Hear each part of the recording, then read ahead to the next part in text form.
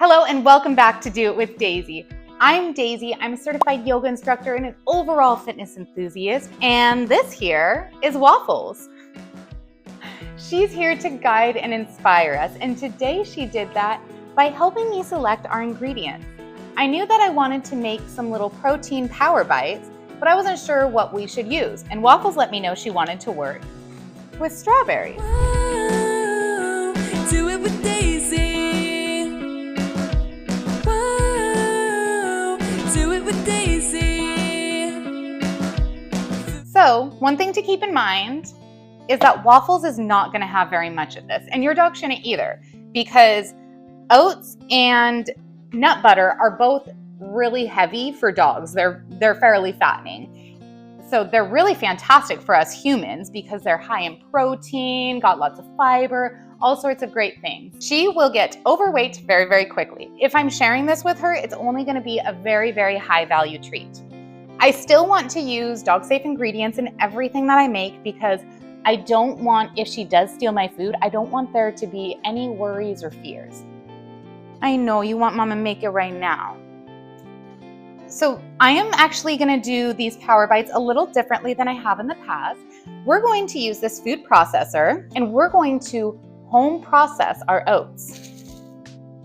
That basically just means we're going to use this food processor to chop them up really finely and just make them smaller. So now you can see this is really, really finely powdered. I mean, not super finely powdered, but it's really finely chopped. You can see that's a very coarse, like if we were to call that a powder, it would be a really coarse powder.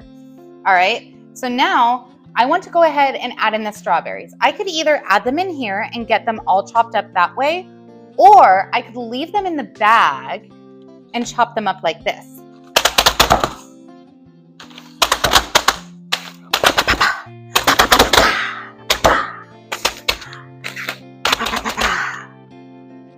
Is that too wild? Is Mama being too wild? Okay, I will stop. Lay down. Do you want to try? Do you want to chomp it? Chomp, chomp, chomp. Chomp, chomp. Yeah, chomp, chomp. Good girl. Chomp, chomp. Yeah, chomp, chomp, chomp, chomp. Yeah, chomp, chomp. Good girl. All right, all right. Let's see. Let's see if you did a good job chomping it up.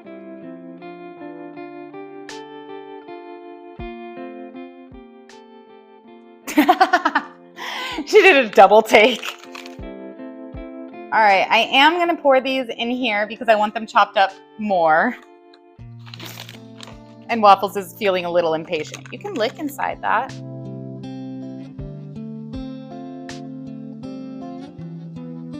Actually, those ones that I chopped up by myself turned out pretty good. But oh well, they're already in here, so we're gonna go ahead and chop them all together. All right, now that is perfect. It actually, so we're going for sort of a strawberry shortcake feel, which is why we're using cashew butter, because it has a very, very, very light taste. So this makes me really happy because that kind of looks like strawberry shortcake, right? Okay. So now that this is all chopped up, we can go ahead and add this into our bowl. So I know that I started with 2 cups of oats in here.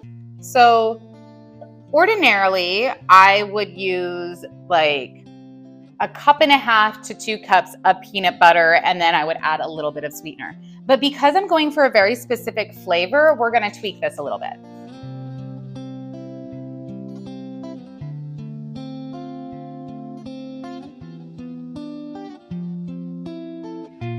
Grab a little mini rubber spatula.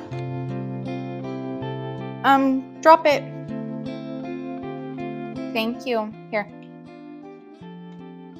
Good girl.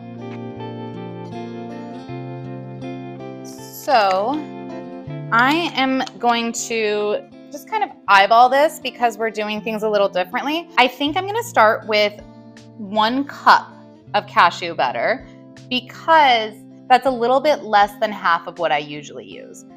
So we'll go ahead and do just maybe barely under 1 cup to start with. So I'm going to go ahead and add that in. I also want to add some vanilla because Vanilla is a very crucial flavor to a strawberry shortcake. That's the flavor that the actual cake would be. We definitely want to make sure that we have a nice kick of vanilla in here. So I'll do like a full capful of vanilla. Oh, whoops, plus whatever drops dribbled off my hand. Yeah, that's too strong for babies. And because we're putting vanilla in, and we know that vanilla doesn't have that sort of sweet vanilla taste that we know of without something sweet in there, we're gonna add a nice amount of honey, which is also another reason why we didn't want to do too much of the cashew butter, because we're adding in so many different, like, I don't really want to call these things liquid. I mean, like, technically this is a liquid, and technically the cashew butter is also a liquid, I think. The vanilla is definitely a liquid, but with all of the different sort of densities, I don't really feel right calling all of them liquids. Anyway, so now we're gonna go ahead and mix this up a bit. Once it gets a little bit more even, then I'll go ahead and go in with my hands probably, because that's what I usually do. But I usually am working with whole oats, so I might not need to this time. Like, it might get really nicely mixed before I even get to that point. I do like getting dirty though. It's kind of like one of the most crucial experiences of being in the kitchen. Are you thirsty? Are you sure you're not thirsty? You're not sure. You don't know what you're talking about. I'm gonna get you some water. Stay. Are you thirsty? I guess she's just so anxious to try these oat bites. See if they taste like strawberry shortcake that she just can't control her pantingness. Gives me anxiety though when I see her panting so much. Makes me feel like I'm like neglecting her.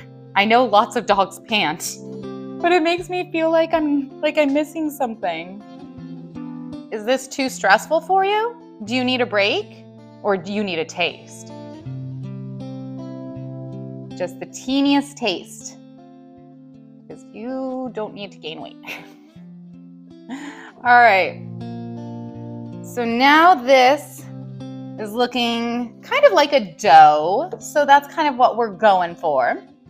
All these out of my way, move that out of my way, because now it's time for the most crucial step, the thing that makes this different, super duper different anyway, than any of the other power bites that we've made. So I'm going to take a silicone mold, and I think that this is going to work because we processed the oats. So since they're so small, I think that they'll be able to hold a shape really nice.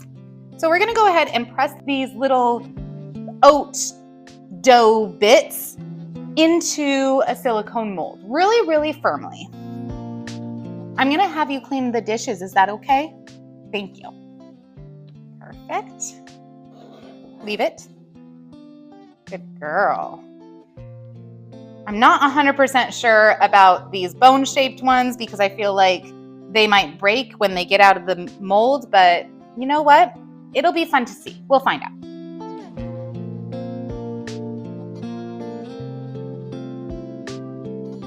I will say that these oat bites are like really chewy, like because they've got so much nut butter in them, you definitely want to just take like a little bite at a time. And the other cool thing about these is that you can eat this dough right now. Oh my gosh. Ah, it does. It tastes like strawberry shortcake. Yay! That's what I was going for. I'll put a little bit right there for you. Just crumbs. That's the other thing that I love about cooking with waffles, is that she appreciates just the tiniest taste. Yes, she is very greedy and she likes to get lots and lots of tastes, but each one of those tastes can be very, very small. Like I can give her just a crumb and she super appreciates it. It makes it so much fun. It makes it feel like whatever I'm making, even when it doesn't turn out as amazing as this, it makes it feel like whatever I'm making is so good and so delicious, and it really makes you feel like quite the rock star in the kitchen. So I definitely recommend cooking with your pooch. However, there's definitely some things to keep in mind. Number one, it will most likely turn them into a bagger, unless you're very like very diligent with and consistent with those sorts of behaviors. Waffles is a huge bagger. It's not a behavior that I mind, so it's not something that I've really worked on with her, at least not consistently. When she was a puppy, I did, because it was more about how she acted around other people. But as time's gone on and I've realized it's really not that big of a deal because it's more about my preferences since she's my dog, I don't care if she bakes. It reminds me to eat more. So anyway, you can really feel like an amazing chef when you're giving your dog the tiniest little crumb and they go nuts for it. Oh, wow. Oh, not that many crumbs, that little crumb. Plus, she's a really great help when it comes to cleaning the dishes. When we're cleaning up, I usually just like make a pile for it. Not really a pile, more like an assembly line. It looks like an assembly line. I make a line, I line up all of the dirty dishes on her bench, and then after she's all done helping me, then I go ahead and I let her lick them all, and she licks them all and makes it so much easier for me to clean the dishes. Because once that's done, then I can typically just put them in the dishwasher. I mean, sometimes there's something to scrub off because I don't let her chew on the dishes. I don't let her scrape them with her teeth. That's a behavior that we've trained really well. And so she knows that when she's helping me with the dishes, she can only lick. Hawas. You know, lick only. Good girl. Notice I don't give her another reward after she did that trick. That's because she already got to have her reward. She licked up her reward. And there's lots of different ways to train that behavior. That's one that I would personally reach out to a professional dog trainer if you're not sure how to approach, because when you're working with food, it can get dangerous depending on a dog's personality. Waffles is not possessive over her food at all. She does not do resource guarding at all. That could also have something to do with the sharing games that we did when she was a puppy, including the jackpot game. And again, if you need those resources, then reach out to me and I will let you know where to find those videos. They're all on my OFTV channel, so you can just message me on OnlyFans and I will send you in the right direction. So anyway, Waffles has lots of practice getting rewarded for sharing her food, so she does not do any resource guarding. And that could also just be her personality. Like, some dogs just don't care. They're not food motivated dogs, and I did have to work very hard to build food motivation in her. So lots of things to take into consideration. If you do have a dog that is very possessive with their food, that's not something that I would personally train myself in my own dog. I would work with a professional trainer and make sure that we're all just being super safe. All right, so I don't have like a whole lot left.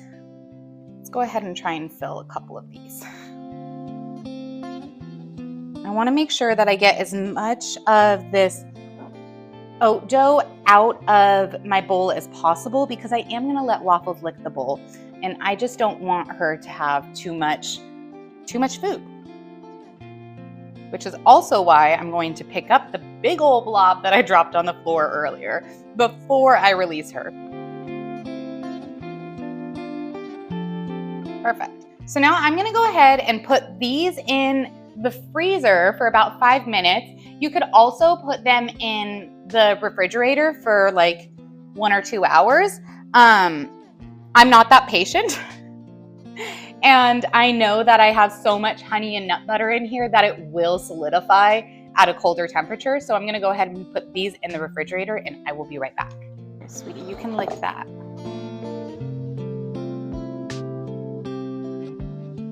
Because you being a good girl. Yeah, you being such a good girl. So now these have spent 5 minutes in the freezer. Let's go ahead and demold them. Now, in order to demold them, I'm going to pull the sides away and then gently press them up. And look, that's a cute little paw print.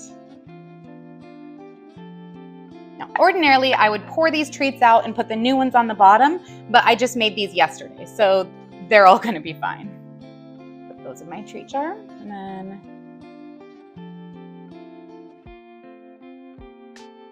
cute little paw print. Smell? That wasn't smell silly. Now these ones are shallower, so they should be a little easier to get out. Oh my goodness, that's so cute. So cute. Now the longer that these set, the firmer they'll be. They're never going to be crunchy because they weren't baked and they just don't have any crunchy ingredients in them.